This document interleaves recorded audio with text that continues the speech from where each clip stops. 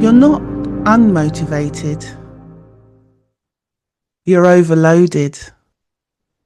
A lot of people tell themselves that they're unmotivated and that they've lost their drive and that something about them has changed. And I want to talk to you about that because very often what I find is that people forget that it's not about losing motivation. It's about understanding where they are in that space of time. How many times have you started to do something and then suddenly you just feel so overwhelmed and you feel really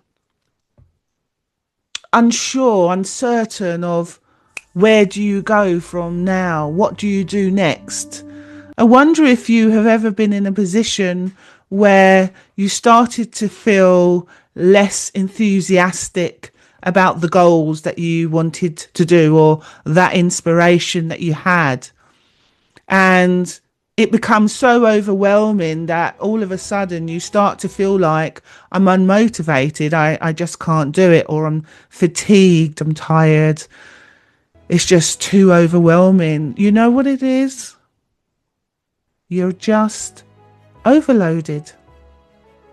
A lot of people tell themselves that they're unmotivated, and maybe this is you. Maybe you've got to a point where you just feel in a slump. You just feel you don't know which way you're going or which way you're headed in this life, whether it's to do with work, relationships, your spiritual journey, or just friendships. Maybe where you're living is not really the home that you want to reside in for the remainder of your life. Maybe you're trying to break out and buy a new home at the moment and it's your first home and you feel so scared and apprehensive of what's going to happen. Is this the right thing I've done? There are so many things that are going on right now which can make you feel less motivated. And so you think that you've lost your drive and that something about you has changed, but it hasn't really. And I want to talk to you about that because very often that isn't actually what's going on at all. So what gets labelled as a lack of motivation, if you like, is something else entirely. You know, we live in a culture that puts a lot of emphasis on effort. So if you're not moving forward, the assumption is you need to push harder. You need to be more disciplined. You need to be more organized. You need to be more motivated. When that doesn't work, people usually turn that frustration inwardly and they start to think, why can't I just get on with things? What's wrong with me? Why do everybody else seem to manage with their life and be happy? Especially when you go onto social media and you see family and friends videoing themselves having a whale of a time, whether they're on holiday or they're with other friends you didn't even know they had, or they're doing something different and they look so happy. But how often are there the true stories behind those happy pictures? And so you might get lost in the space of what you see isn't really always what's going on behind the scenes. So what's happening behind the picture that you see that has suddenly made you feel unmotivated or suddenly made you feel less than important or forgotten, or, you know, everybody's getting on with their own lives. Actually, there's a story going on behind that, behind their smiles. There could be other things going on.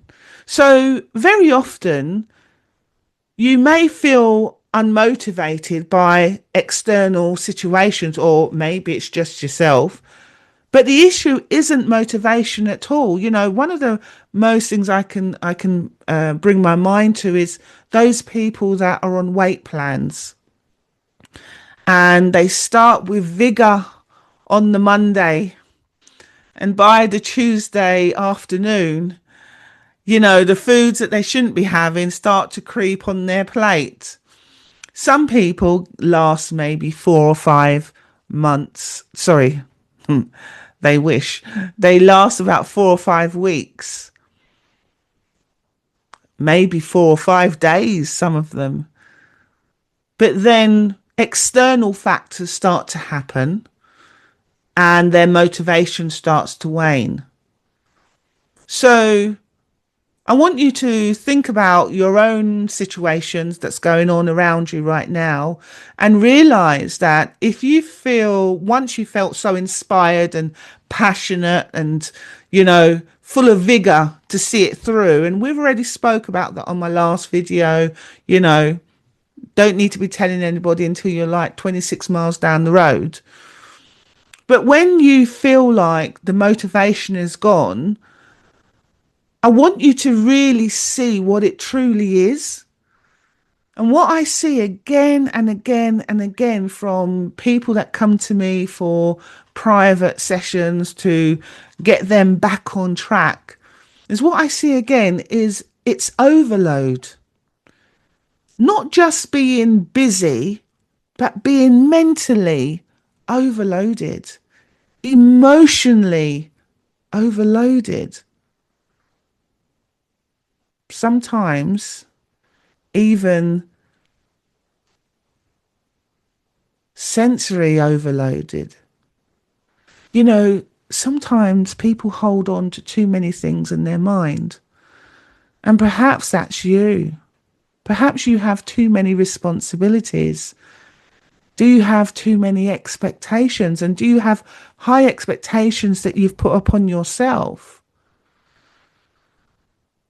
Is there too much noise internally and externally?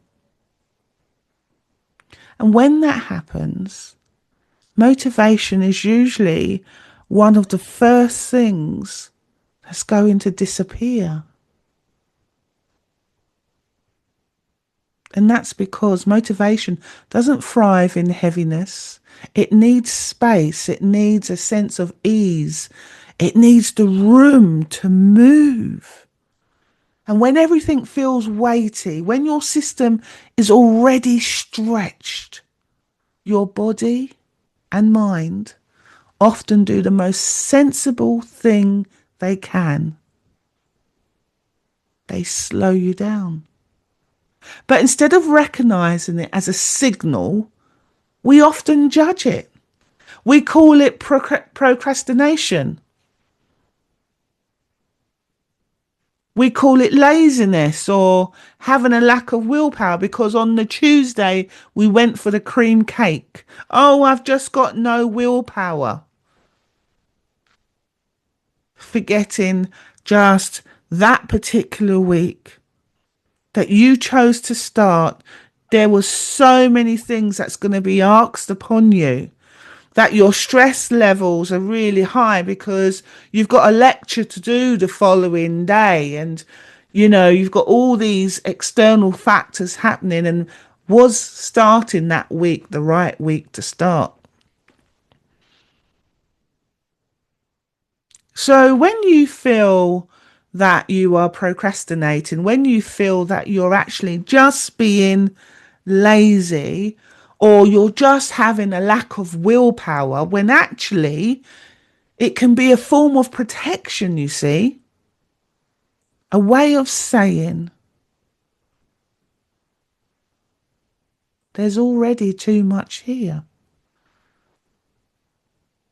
Something else that happens with overload is that even the small things begin to feel big. Decisions feel harder. Starting feels heavier. And the idea of adding one more thing can feel almost unbearable. And so from the outside, that can look like that person's got a lack of motivation. But from the inside, it often feels like quiet exhaustion. Many people know with me that in the January time, I say I'm hibernating. No one sees me. Don't call me. Don't ask me to do anything. Don't ask me to do the smallest favor, please. Because by then I've got to a point where the previous year, if it was heavy, I've got to a place where I just want to do my taxes. I just want some time to recuperate. I just want some breathing space, some thinking space, some space where nobody wants to ask me anything. Nobody asks me a favour. I'm all out of favours when it comes to January.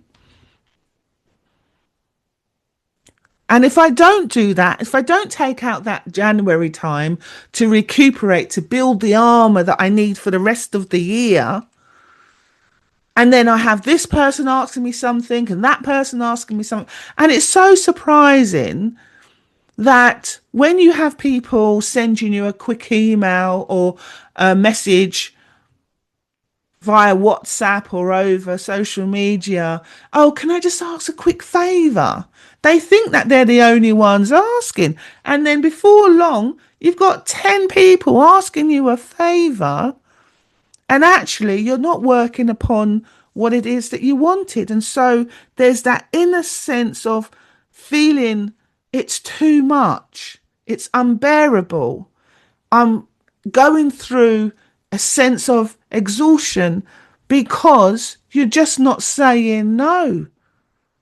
You're not letting people know. People are not going to know not to ask you because they see that you're free. They see that you're open, especially if you live on your own, especially if you have no children, especially if you have no siblings. Well, the world thinks you're just living to suit them and to be available when they are in need. Remember, someone else's agenda is not your agenda. You may have a different agenda than somebody else, and their agenda is expecting you to be available to suit their agenda, what they have. And if the two doesn't meet, if it's going to cause you a sense of feeling another thing that's going to weigh you down, you have to say no. And so what I want to say to you is, from the outside, that can look like a lack of motivation, but actually from the inside, as I've spoken to you already, where you start to feel a quiet sense of, this feels unbearable. So instead of asking yourself, why can't I just motivate myself? Why can't I just do all of these things? Not just for the people that's asking me favours, but why can't I just motivate myself to do all these wonderful things that I want to get on with? And so it might be more helpful to ask yourself,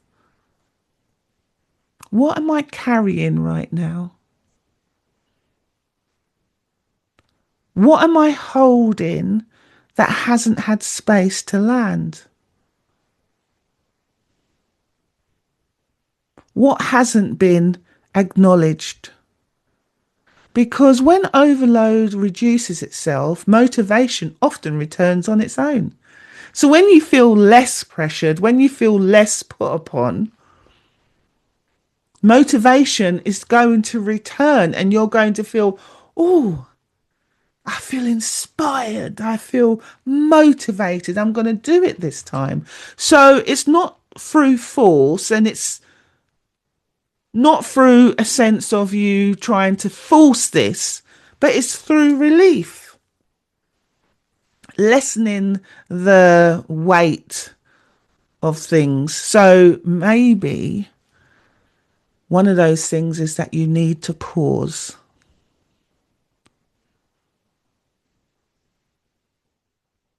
Maybe you need to slow down.